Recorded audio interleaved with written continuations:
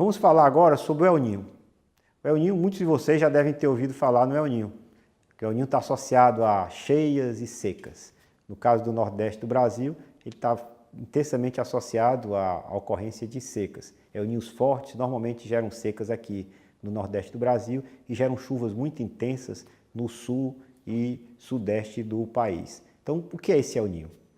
Quais são as características importantes dele? Porque como ele afeta essa nossa região?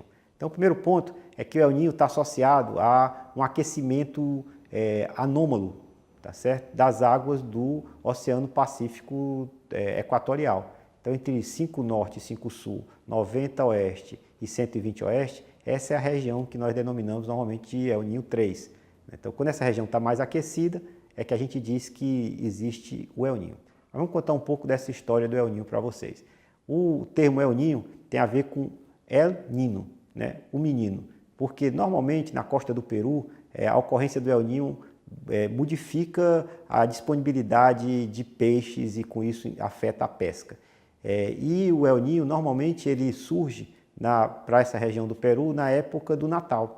Então, como ele acontece na época do Natal, ele ficou associado ao menino, que seria o menino Jesus aí na época natalina. Então, a ocorrência do El Niño ele se intensifica inclusive nessa época. Então, o que é que caracteriza e como é que se opera o El Niño? Normalmente, quando a gente não tem anos normais, sem a ocorrência do El Niño, a gente tem aqueles ventos alísios que a gente conversou. Os ventos alísios, eles têm, por conta da rotação da Terra, um deslocamento no sentido leste-oeste. Então, os ventos alísios sopram no Pacífico e ao soprarem no Pacífico, eles vão começar a entrar em atrito com a superfície do mar. Então, ele vai gerar uma tensão na superfície do mar e essa tensão vai fazer com que uma parcela da água mais quente comece a ser depositada na parte oeste do Oceano Pacífico. Até por isso que vocês veem, normalmente na imagem da temperatura da superfície do mar, aquela região próxima à Austrália e à Indonésia com águas mais quentes do que aqui a região próxima à América do Sul, ali próxima à América do Sul, ali na altura do Peru. Então aqui fica mais quente e um pouco mais elevado e aqui mais frio. Então essa estrutura, essa aqui é exatamente associado ao deslocamento dos alísios. Então em função dessa região aqui estar mais quente, vai existir mais evaporação nessa região e vai ter chuvas mais intensas. Essa água aqui que está mais quente, a atmosfera vai estar mais quente, essa água começa a massa de ar começa a subir, ao subir se expande, se resfria, aí acontece o processo de chuva, quando chega em torno de 10 a 12 quilômetros de altura, chega na tropopausa, tá certo? Não tem a estratificação térmica, ela não consegue mais prosseguir, e ao não conseguir mais prosseguir, um dos braços dela, vai começar a migrar no sentido leste. Então ele migra no sentido leste e normalmente essa massa de ar desce na região do Peru. Por isso que no Peru tem algumas casas que não têm teto, em alguns locais. Por quê? Porque tem uma massa de ar muito grande que está descendo ali no Peru e ao descer tem um processo de subsidência. Ele desce e aqui nos baixos níveis aquela massa de ar que desceu vai gerar uma alta pressão. Aqui, como essa massa de ar subiu, tem uma pressão menor, então com isso você vai ter um processo de intensificação dessa circulação. E essa circulação é que vai se caracterizar por transferência e intensificação do El Niño, formação de chuvas mais intensas na parte oeste do Pacífico e chuvas menos intensas na região do Peru. Essa circulação nós denominamos de célula de Walker, em homenagem ao pesquisador que em 1912 propôs essa estrutura da célula a partir da medição de pressões entre Darwin, que fica na Austrália, tá certo? E algumas ilhas do Pacífico mais no centro do Pacífico. Então, essa célula de circulação é a célula de Walker e é normalmente assim que ela opera. O que é que acontece?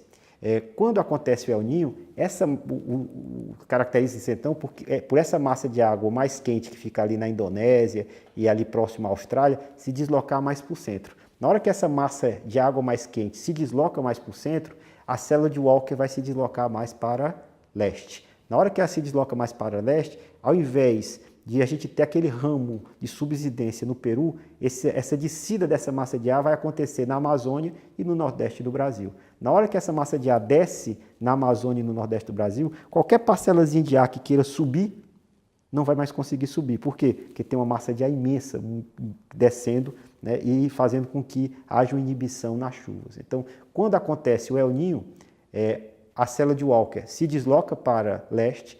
Ao se deslocar para leste, uma massa de ar vai começar a descer mais intensamente no leste da Amazônia e no nordeste do Brasil, impedindo que aconteça a chuva. Então a zona de convergência não consegue mais descer, nem consegue se mais formar aqueles vórtices ciclônicos. Além disso, essa massa de ar ela vai se posicionar de tal forma que as frentes frias não conseguem mais subir tanto ao norte.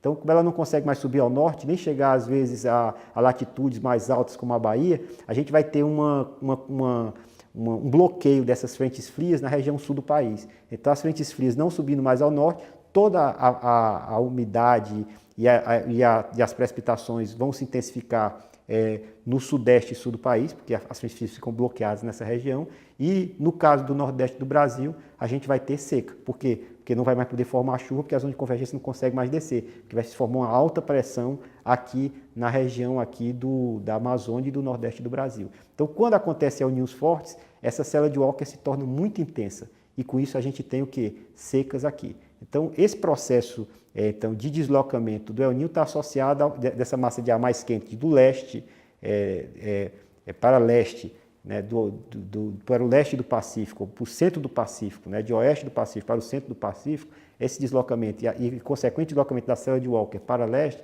ela é devido ao quê? Ao enfraquecimento do El Niño, ao processo de circulação também das correntes marítimas, né? Então esse processo de enfraquecimento do El Niño associado ao enfraquecimento das correntes marítimas é que vai fazer com que haja essa gangorra, se desloque então para o centro do Pacífico. Então esse é o processo de formação do El Niño, tá certo? Esse processo de formação do El Niño, a gente vai ter eventos de El Niño que vão variar de 4 a 6 anos. É 4 anos, é 5 anos, é 6 anos, o período não é determinístico. É um período que vai variar nessa faixa aí de 4 a 6 anos, é o período de ocorrência do El Niño. Então, normalmente, a circulação normal, a gente tem então a célula de Walker com o início dela ali na região da Indonésia, né, e a descida no Peru, no ano anômalo, que é o ano de El Niño, que a gente tem temperaturas positivas, a gente tem esse deslocamento mais para leste. E a Laninha?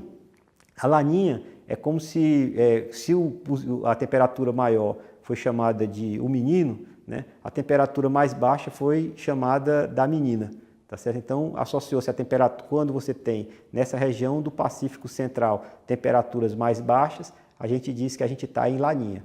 Quando há temperaturas mais elevadas, a gente tem El Niño.